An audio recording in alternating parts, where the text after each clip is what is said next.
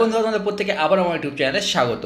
আজকের ভিডিওতে আমরা ত্রিগোণমিতির বেসিক কনসেপ্টের উপর বেস করে যেরকম কোশ্চেন অ্যাসেশন এবং রিজন হতে পারে বা বিবৃতি ও কারণ সংক্রান্ত কোশ্চেন থাকতে পারে তার উপর বেস করে আমরা 5টি কোশ্চেন তুলব এবং সেই কোশ্চেনগুলি সলভ করার মাধ্যমে আমরা তার বেসিক কনসেপ্টগুলিকে আরও সরলতমভাবে কনসেপ্ট আমাদের ক্লিয়ার করার চেষ্টা করবো। আমার উদ্দেশ্য বরাবরই একই থাকে, এই কোশ্চেনগুলি তোলার উদ্দেশ্য একটি যে তোমাদের যাতে কনসেপ্ট ক্লিয়ার হয়ে যায় কোশ্চেনের অ্যান্সার করতে করতে। তো শুরু করা যাক আজকের ভিডিও।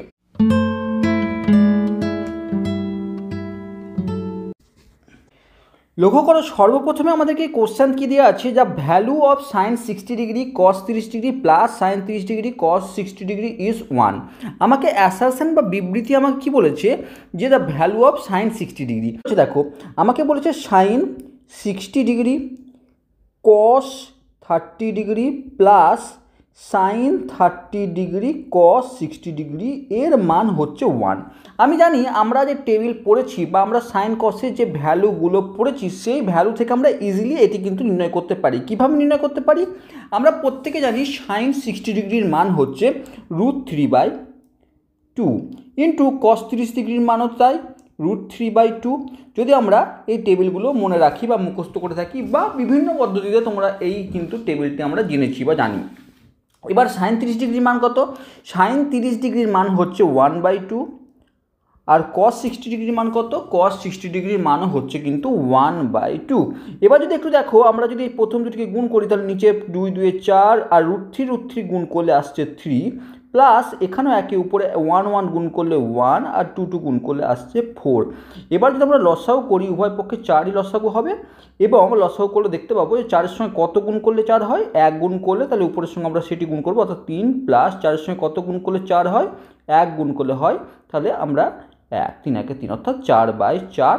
তো আমরা খুব ইজিলি এটিকে অ্যান্সার পেয়ে যাচ্ছি 1। তাহলে প্রথম যে অ্যাসারশন বা বিবৃতিটি বললো সেটি কিন্তু ট্রু, একদম সঠিক কথা।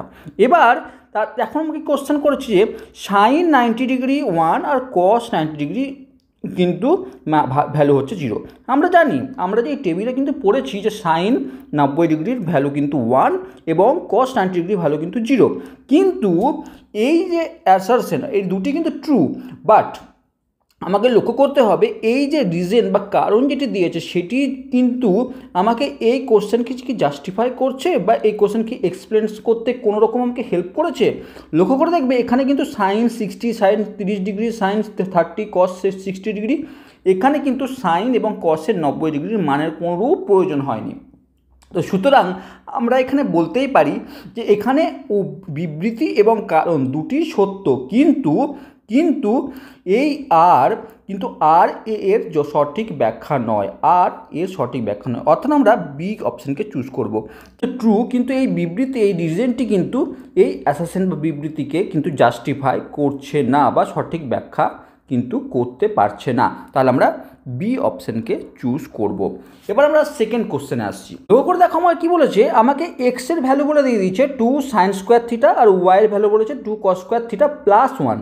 তাহলে আমাকে x plus y is equal to 3 হবে, সেটি কি আমাকে দেখতে হবে। তাহলে প্রথমে এক্স প্লাস ওয়াই, এটি বাম পক্ষ মানে লেফট হ্যান্ড সাইড, এটিকে আমরা লিখলাম। এক্সের ভ্যালু কি বলেছে? এক্সের ভ্যালু বলেছে 2 সাইন স্কোয়ার থিটা প্লাস ওয়াইয়ের ভ্যালু কি বলেছে? 2 কস স্কোয়ার থিটা প্লাস 1। এবার আমরা প্রথম দুটি টার্ম থেকে যদি আমরা 2 কমন নিই, আমরা 2 কমন নিলে কী পাবো? Sign square theta plus cos square theta plus 1। দেখো sign square theta plus cos square theta is equal two 1, এটা আমরা সূত্রে পড়েছি বা আমরা জানি যে সাইন স্কোয়ার থিটা এবং কস square theta, sine square plus cos square theta is equal two 1 হয়। আর তাহলে এখানে আমি 2 × 1 করতে পারি, প্লাস 1 আনলেও আছে, তা 2 1 2 প্লাস 1 মানে 3, অর্থাৎ আমাকে এক্স প্লাস ওয়াই যে 3 বলেছে এটি কিন্তু একদম জাস্টিফাই এবং একদম সঠিক, মানে জাস্টিফাই না, একদম সঠিক। এবার sine square theta plus cos square theta is equal two 1, এটি আমরা জানি বা এটি আমরা সূত্রে থ্রুতে দেখেছি। কেন দেখেছি সেটি আমরা দেখছি দাঁড়াও। তা দুটি ট্রু এবং এই sine square theta cos square theta is equal two 1 এটিকে ইউজ করে আমরা এই অ্যান্সারটি পেয়েছি। তাহলে আমরা বলতে পারি যে যে both A and R true and R is correct explanation of A, মানে আমরা একে ইউজ করেই কিন্তু এর অ্যান্সার কিন্তু বের করতে পারলাম যে এটি 3 হবে। তাহলে আমরা এইখানে এ অপশানকে চুজ করব, 1 অপশানকে চুজ করবো। এবার অনেকের মাথায় কোশ্চেন থাকে যে sign square theta plus cos square theta is equal two 1 কেন? তো আমরা এটা বিভিন্নভাবে দেখতে পারি। তার থেকে সূত্রটি মুখস্থ করেছি sign square theta plus cos square theta is equal two 1, কিন্তু যদি ধরো আমাকে এক্সপ্লেন করতে বলে কীভাবে সেটি 1, দেখো আমরা প্রত্যেকে জানি ত্রিকোণমিতির যে কোনো অপেক্ষক কিন্তু সমকোণী ত্রিভুজের ক্ষেত্রেই কিন্তু পসিবল, তাই না? সমকোণী ত্রিভুজের ক্ষেত্রে অর্থাৎ এ বি সি এই ত্রিভুজের এই কোণটি যদি সমকোণ হয় তাহলে এই আর সি কোণটি যদি থিটা হয়ে থাকে তো এই থিটার রেসপেক্টে আমরা সাইন ট্যান কস এই অপেক্ষকগুলি ইউজ করতে পারি। তো ইউজ করতে গেলে আমরা সাইনের ক্ষেত্রে কি জানি, সাইন থিটা সমান হচ্ছে লম্ব বাই অতি। আর কি জানি, আর cos theta is equal to ভূমি বাই অতি আমরা জানি। এবার sine square theta plus cos square theta, তো সাইন স্কোয়ার থিটা আমরা যদি একটু লক্ষ্য করি কী করি, আমরা sine square theta plus cos theta করতে চাই, অর্থাৎ sine square theta plus cos square theta, অর্থাৎ আমরা বলতে চাইছি আমরা লম্ব বাই অতি তার square plus cos square theta মানে ভূমি বাই অতি তার স্কোয়ার করতে চাই। আমরা যদি একটু ভেঙে নিলে কি হবে, লম্ব স্কোয়ার বাই অতি স্কোয়ার, ভূমি স্কোয়ার বাই অতি স্কোয়ার।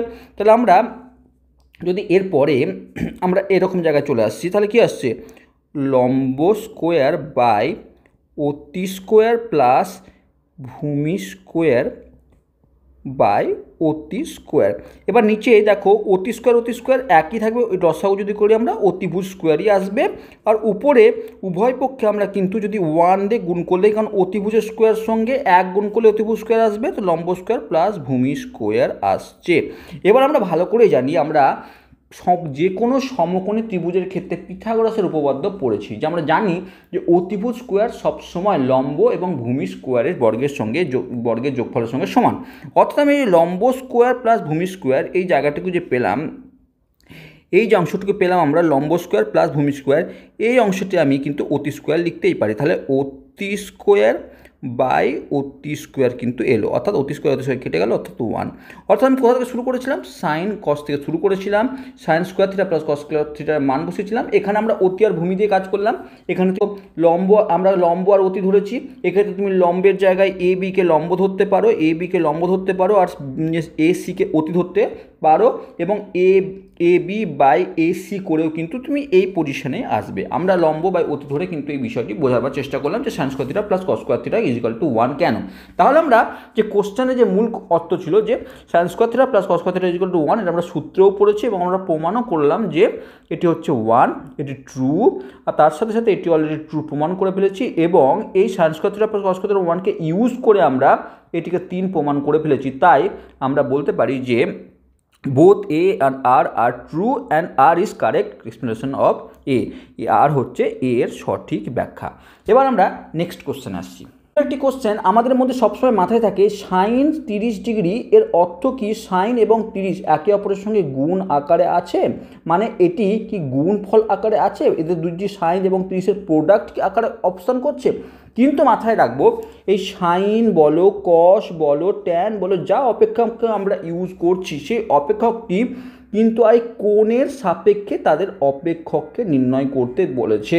অর্থাৎ এই দুটি কিন্তু একে অপরের সঙ্গে কোনোরূপভাবে গুণ নেই। এটির অর্থ হচ্ছে সাইন অপেক্ষক কোনো একটি 30 ডিগ্রির জন্য কোনো একটি সমকোণী ত্রিভুজের কোনো একটি কোণের সাপেক্ষে সাইন অপেক্ষকের ভূমিকা বা সাইন অপেক্ষকের কাজ।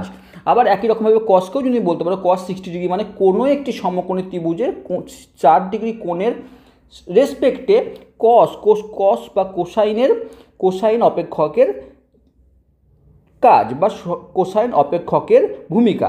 তো আমরা এখানে সাইন এবং সাইন এ এর অর্থ এটি দুটির প্রোডাক্ট, এটি সম্পূর্ণ ভুল, তো এটি আমরা ফলস কিন্তু লিখে ফেলব। এবার আসছি আমরা নেক্সট যেটি বলছে, দেখো এই সাইন থিটার ইনক্রিজেস যখন থিটা ইনক্রিজ, আমরা মাধ্যমিক লেভেলে পড়াশোনা করছি, আমাদেরকে মাধ্যমিক লেভেলে আমাদেরকে 0 ডিগ্রি থেকে 90 ডিগ্রির মধ্যেই কিন্তু আমাকে কাজ করতে হবে।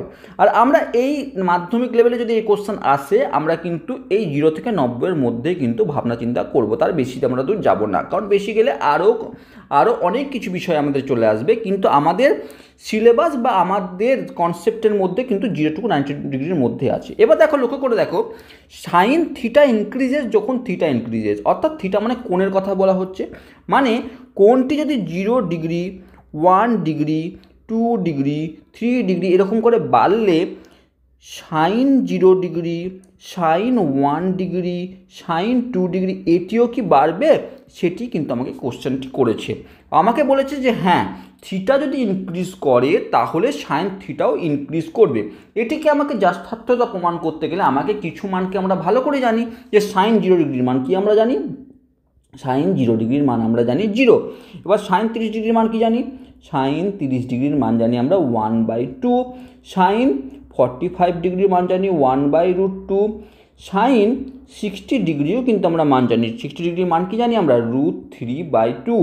আবার সাইন আমরা 90 ডিগ্রিরও মান জানি আমরা 1। তাহলে আমরা দেখলাম 0 থেকে 90 ডিগ্রি আমরা 0, একবার 30, একবার 45, একবার 60, একবার 90, অর্থাৎ আমরা থিটাকে কিন্তু ইনক্রিজ করেছি, কখনো 0 ডিগ্রি, কখনো 30 ডিগ্রি, কখনো 45 ডিগ্রি, কখনো 60 ডিগ্রি, কখনো 90 ডিগ্রি, মানে আমরা ইনক্রিজ করেছি থিটাকে।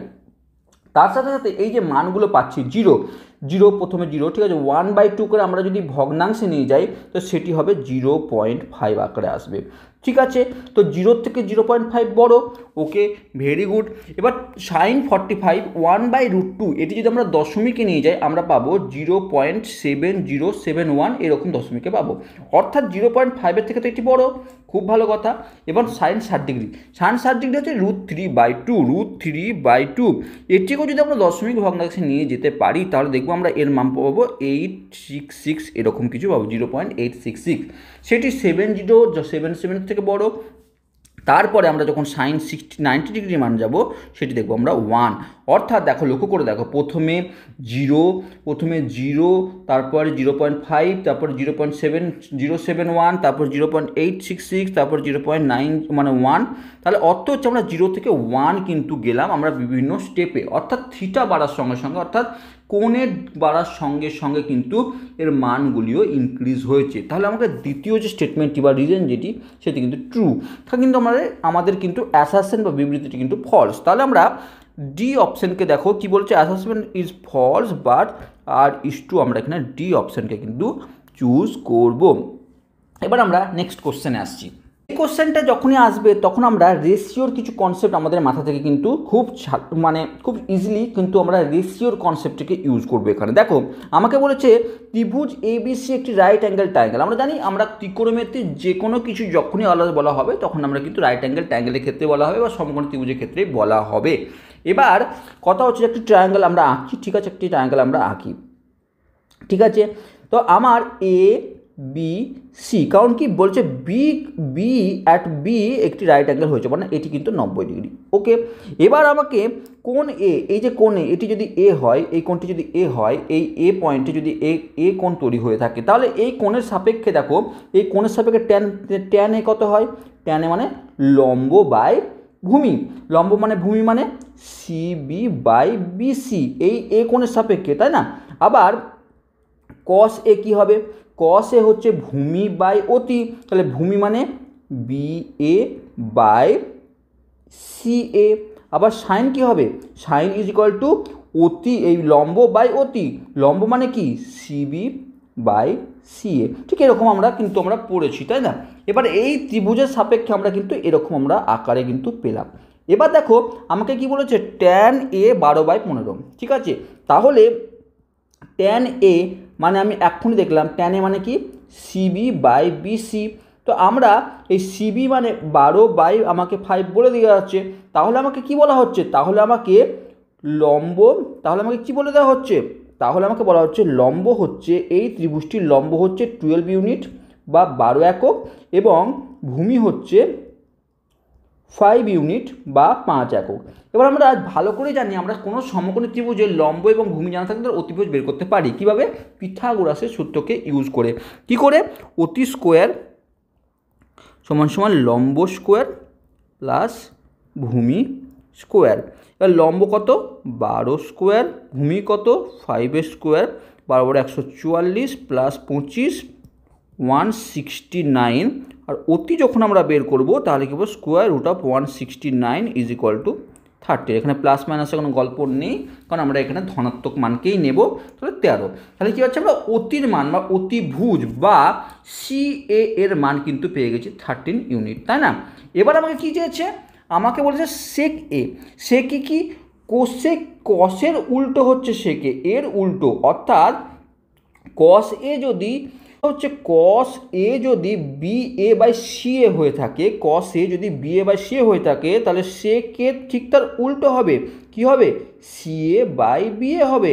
তাহলে আমরা CA মানে কি পেলাম? 13 আর BA অলরেডি পাওয়া আছে। BA কত পাওয়া আছে? BA অলরেডি কত পাওয়া আছে? এখানে তো 5।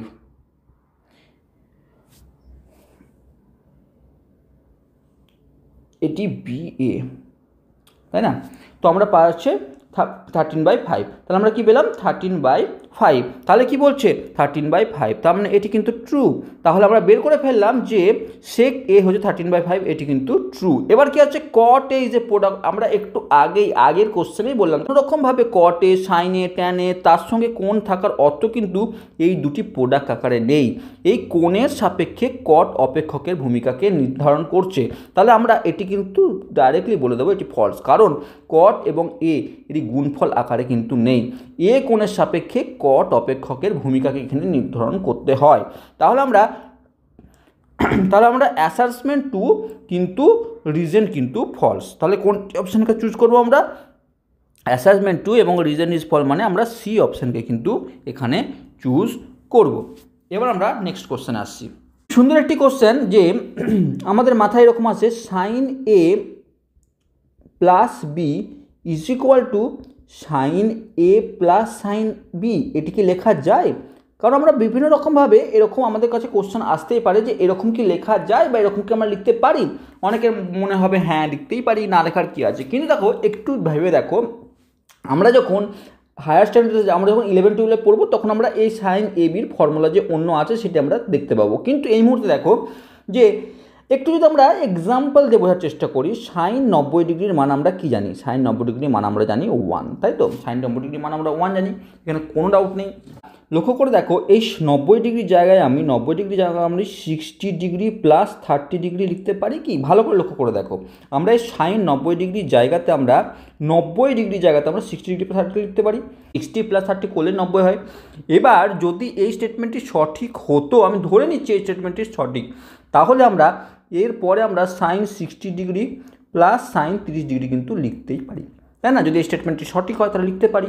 এবার সাইন 60 ডিগ্রির মান কত? সাইন 60 ডিগ্রির মান হচ্ছে √3/2, আর সাইন 30 ডিগ্রির মান কত? 1/2। যদি একটু লসাও করি আমরা পাচ্ছি 2√3 + 1। দেখো এই উপরের অংশটিকে কোনো রকমভাবে যোগ করে কিন্তু আমি 1 আনতে পারবো না, কারণ উপরের অংশটি এই অংশটি পুরোটা যদি 2 আসে তাহলে 2/2 = 1 হতে পারতো। কিন্তু এই উপরের অংশটি যতটুকুই চেষ্টা করি না কেন, 2 হবে না, 2-এর থেকে বেশি হবে। তাহলে অর্থ হচ্ছে এইটি কিন্তু ভুল, অর্থাৎ মানে এই যে ফর্মুলাটি আমি করেছি সেটি কিন্তু ভুল, অর্থাৎ এই ফর্মুলাটি কিন্তু ফলস আমাকে সেটি ইন্ডিকেট করছে। এভাবে কিন্তু পসিবল নয়। এবার কি বলছে? For any value of theta 1 + tan² θ = sec² θ। লক্ষ্য করে দেখো আমরা এটি কিন্তু ফর্মুলা পড়েছি। আমরা কি ফর্মুলা পড়েছি? sec² θ - tan² θ = 1, তাই না? আমরা ট্যানকে যদি ওইদিকে নিয়ে যাই তাহলে sec² θ = 1 + tan² θ, যেটা আমাকে বলা আছে। কিন্তু আমরা এই 1 + tan² θ = sec² θ এটি কিন্তু আমরা প্রমাণ করতে পারি কিভাবে? 1 প্লাস কোনো একটি ত্রিভুজের ক্ষেত্রে থিটা কোণের সাপেক্ষে যদি tan θ মানে কি? লম্ব বাই ভূমি। এবার 1 প্লাস লম্ব বাই ভূমি, সেটি যে কোনো মাপের হতে পারে, লম্ব বাই ভূমি তার স্কোয়ার আমি করলাম। এবার 1 প্লাস লম্ব স্কোয়ার প্লাস ভূমি স্কোয়ার আমি লিখতেই পারি। এবার যদি লসাও করি, নিচে তো ভূমি স্কোয়ার লসাগু চলে এলো, ভূমি স্কোয়ার চলে এলো। এবার 1 নিচে 1 আছে, 1 সাথে কত গুণ করলে ভূমি স্কোয়ার আসবে? ভূমি স্কোয়ার গুণ করলে, তাহলে আমি ভূমি স্কোয়ার যদি আমরা সিম্পল লসাগু করছি, লসাগু যদি আমরা করি তাহলে আমি পাবো এই 1 জায়গায় ভূমি স্কোয়ার প্লাস লম্ব স্কোয়ার। এবার দেখো ভূমি স্কোয়ার লম্ব স্কোয়ার মানে কি জানি আমরা? অতিভুজ। আমরা পিথাগোরাসের সূত্র অনুসারে অতি স্কোয়ার সমান সমান লম্ব স্কোয়ার প্লাস ভূমি স্কোয়ার। তাহলে আমি ভূমি স্কোয়ার প্লাস লম্ব স্কোয়ারের জায়গায় অতি স্কোয়ার লিখতেই পারি, প্লাস নিচে ভূমি স্কোয়ার তো অলরেডি আছে, একে আমরা অতি বাই ভূমি পুরোটার মাথায় স্কোয়ার লিখতেই তো পারি। আর অতি বাই ভূমি মানে এখন কি দেখলাম? অতি বাই ভূমি মানেই তো হচ্ছে সেক থিটা বা সেক থিটা। তাহলে এখান থেকে আমরা বলতেই পারি এটি হচ্ছে সেক স্কোয়ার থিটা। আমরা প্রমাণ এভাবে কিন্তু করতে পারি, বা আমরা এইভাবেই প্রমাণ করা শিখেছি প্রত্যেকটি জিনিসের। এবার অনেক কনসেপ্ট ক্লিয়ার হলো এখান থেকে। আমরা বিভিন্ন ফর্মুলার প্রয়োগ কীভাবে করতে হয়, কোথায় কীভাবে প্রয়োগ করব, সেই সব কিছু বিষয় আমরা কিন্তু এই ভিডিওতে শিখলাম, এবং আশা করছি এই ভিডিওটি অনেক উপকৃত হবে তোমরা, এবং কিছু কনসেপ্টও ক্লিয়ার হবে। তো যদি এই ভিডিওটি ভালো লেগে থাকে, বা যদি তোমাদেরকে আমি বোঝাতে পেরে থাকি যে কীভাবে অ্যাসাইনমেন্ট রিলেটেড কোশ্চেন করতে হয় বা কী অ্যান্সার করতে হয়, তাহলে অবশ্যই চ্যানেলকে সাবস্ক্রাইব করো এরকম ভিডিও পাওয়ার জন্য। আর যদি কোথাও ত্রুটি থেকে থাকে বা আরও কোনো কিছু জানার কোনো কোশ্চেন থেকে থাকে, অবশ্যই কমেন্ট বক্সে লেখো, আমি চেষ্টা করবো সেগুলোকে ক্লিয়ার করার। Thank you for watching.